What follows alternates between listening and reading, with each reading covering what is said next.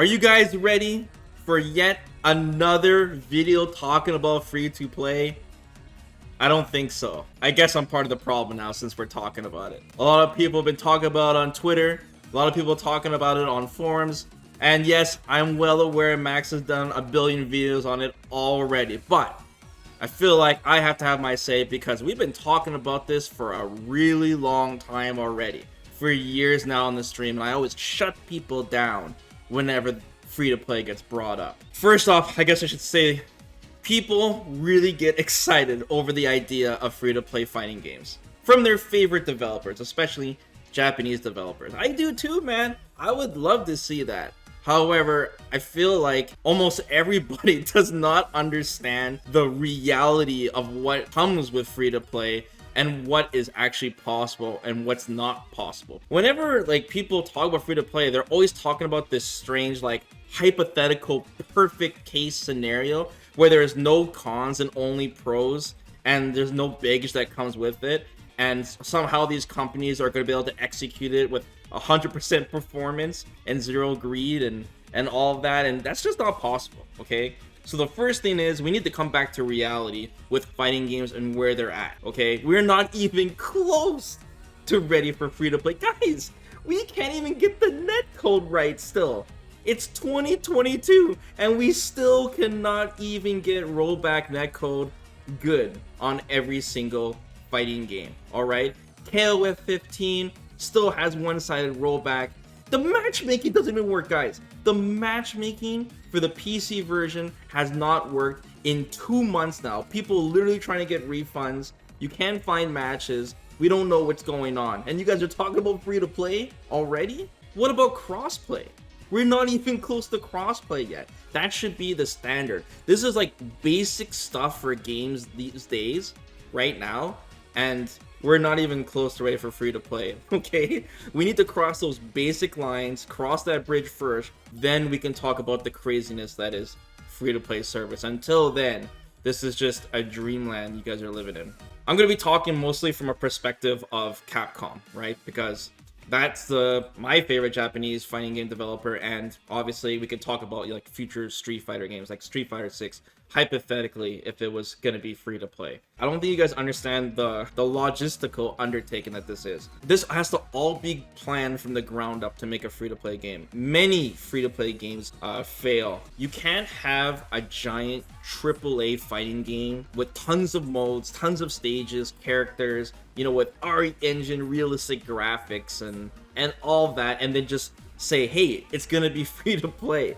It doesn't work that way. So, you know, Capcom is not gonna risk doing 2 to 4 year development cycles and spend millions of dollars and have this giant team and, you know, not expect a fast return. You can't just be like, hey, let's make it free to play. It's insanely risky to do if it fails, because there's guaranteed no money return, right? It all depends on the player base sticking to the game. And yeah, exactly. It would be absolutely insane to do that. And so you have to understand. And by the way, I know people are going to bring this up. You guys are going to bring up, you know, but Vesper, Street Fighter 5 had a live service plan. But come on, let's be real. That was just a front. That was just an option select that Capcom said, hey, guys, the game's not complete because it's going to be a live service. They only said that because the game was clearly rushed. And they made a deal with Sony and they had to get the game out at a certain time. And they're like, hey, man, if we tell people it's a live service, then we can get away with this. And they kind of did. So that's the only reason that happened. You know, dude, let me put it this way. If Street Fighter 5 was released as free to play, the game would be dead. It would be dead. We wouldn't even make it to season 2. Capcom would have went bankrupt, alright? Capcom wouldn't have nearly enough money or support they've had for this game all these years. The only reason they made it this far is because they've been selling more and more copies and DLC on top of that. Something has to be sacrificed in terms of quality, right? So that has to do with either graphics, the scope of the game, how deep the characters are, like their move set. This is where we bring up like Brawlhalla, which is a very successful game. But let's be real. You know, they had to cut some corners. You know, it looks like a mobile game. Come on, guys. You know, like the characters aren't as fleshed out as they are in like a AAA fighting game, you know. The game looks good. It looks sick. The art is great. It looks fun. And I'm sure it's a great game, but it's not the caliber of what we have. Killer Instinct, I mean, that's not a Japanese developer, but Killer Instinct had this character rotation, and it was more like a demo, I would say. It's not like you earn the characters for free over time. You still had to buy them, right? So it's a character rotation, so, you know, Killer Instinct doesn't count as free to play. DOA 6, same thing. That's a Japanese developer.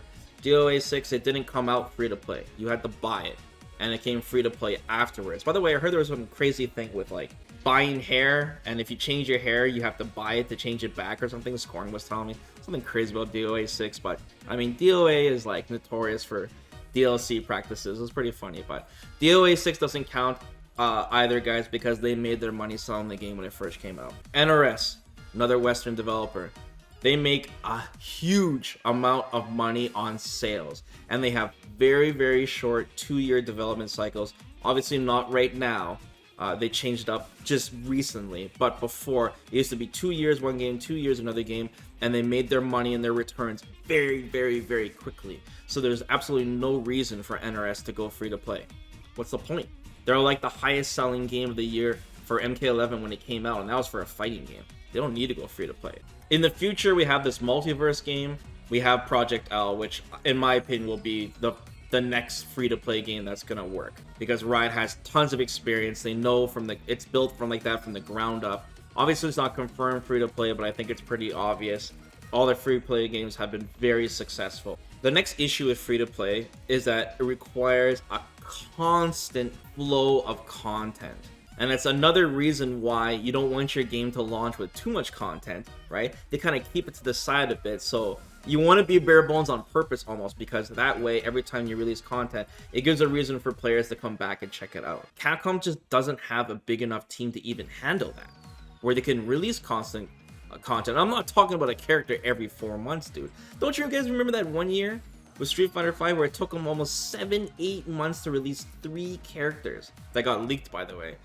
And yeah, you can't, they can't even release costumes for every single character. We're getting like 2 or 3 character costumes at a time per update. And another thing too is that free-to-play is not just DLC costumes and characters.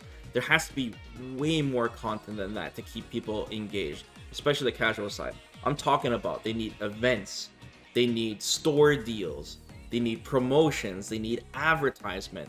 There's so much things that come into play. They need a battle pass. There's so many things that keep people glued that's been perfected over time, especially in FPS free to play. And you can't just rely on DLC costumes alone, dude. That's not enough to keep people wanting to play the game. Halo Infinite is such a great example of a free to play game that has failed. Halo Infinite, dude, 343 has no idea what they're doing, and their second season they're only getting 2 maps, and one of them is a big team battle, and it's just an absolute mess. They clearly cannot handle the speed of the content that they need, and competing against other games of that type, it's just crazy. So you guys also have to understand too that in a free-to-play game, if you lose a player, it's devastating. It's a massive loss, because then they're missing a potential buyer, right? So with Street Fighter V's case, even though that launch was absolutely horrible, right, the sales matter, because it doesn't matter if you play the game for 20 seconds or 200 hours. You paid for the game. They got the money. That's it, right? And Capcom really capitalized on this by doing that pre-order sale to get you into the beta. And that was before we knew the game was a mess at launch, right? So everyone wanted to get into the beta test. They pre-ordered the game, and Capcom got their money, instant return right away. And they can use that money to further update the game in the future immediately. A really quick return. Free to play, like I said, if people aren't playing the game anymore, and because Street Fighter V had a huge drop off at the very beginning because of the bad, the bad press about it, that would kill the game right there. Free to play is like, it's not just about keeping players, it's about building more and more. It's supposed to grow every single year, not like hold on to as many players as possible per year. It's supposed to just keep going up and up. That's how you make that's how free to play games can make more money than games that aren't free to play. That's like the perfect scenario, right? Another thing too that people bring up a lot is that with free-to-play, it's gonna help get a bigger player base. It's gonna cast like a larger net, so to speak, to get more players to learn fighting games, right? But you guys have to understand that we will get a bigger player base at the beginning, but free-to-play doesn't automatically mean that players are gonna get hooked on fighting games. You know, it doesn't change the fact that somebody is gonna try to play. They'll be like, hey, look, it's free to play. Come check it out. They'll check it out, and a lot of them will get discouraged on how difficult it is, and then they're gonna quit and they're gonna move on. Casuals have like the lowest dedication when it comes to a game. Once they beat the story mode or whatever, they usually move on. A lot of people don't want to play online competitively, right? Like, look at Mortal Kombat 11, giant player base, but a lot of that player base isn't playing the game like ranked online. They're playing it because of the single player content they have. You know, they're not going to spend hours and hours in training mode just because the game is free to play automatically. It's not going to make their interest even more. It's just going to give them a sample to be able to play. And there's ways around it besides, you know, making the whole thing free to play in the first place. You guys also have to consider too, like with the amount of Smurfs, because the game would be free to play, would be insane too. So people would be smurfing, people would be going online, they'd be getting destroyed even harder, and that would discourage them even more. You know? And another, like, you know, speaking of single player content, another thing that people have to consider too, which is a huge issue with free to play, is that the game will not be offline. I guarantee you it will be 100% online, because one of the reasons is that they constantly need to advertise the new content, right? They need to update the store, they need to advertise the shop. There's no way they're gonna allow you to play it offline. And I see people even demanding it. They're like, we want the game to be offline, free to play. You guys are living in a dream world. When a game is free to play, you have no demands. Are you kidding me? You'll have the eternal option select of someone being like, why are you complaining? It's free to play. Because for some reason, people think free to play is like some kind of charity thing.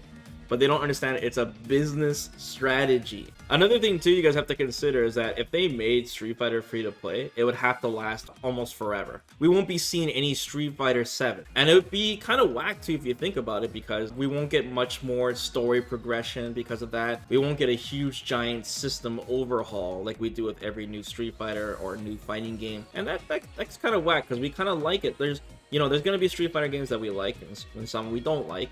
And at least we can wait for the next one, right? But if we have one dedicated game, that's it. You know, sure, they can add, you know, new supers or new V-triggers or whatever, but the core game is going to stay the same for a very, very long time. But on the plus side too, you know, if you think about how we have it now, you know, people are like showing all the DLC prices of Street Fighter 5 and showing it as this game that's just like, oh, you know, even though it's not free to play, we're getting gouged on DLC prices. I mean, I don't really think so, man. Street Fighter 5 honestly has some of the fairest DLC I've ever seen in a fighting game. Like, come on. Give me a break. All the expansions for Street Fighter 5 are free. The characters, you can technically earn them for free with fight money if you put in the time. And yes, it was better before, because Capcom didn't expect everyone to get all the characters so quickly. I think Capcom's been more than fair on the DLC price compared to a lot of other games. And even if you do buy the characters, they're like 5 bones, dude. The only thing I can think of is like the CPT stages, but they're taking that money and putting it back into the tournaments. That's why Capcom has some of the highest prize pots for fighting games. It's not even close, dude. Like $250,000, they had $500,000 at one point. Way better than a lot of other fighting games, so I'm not too worried about that.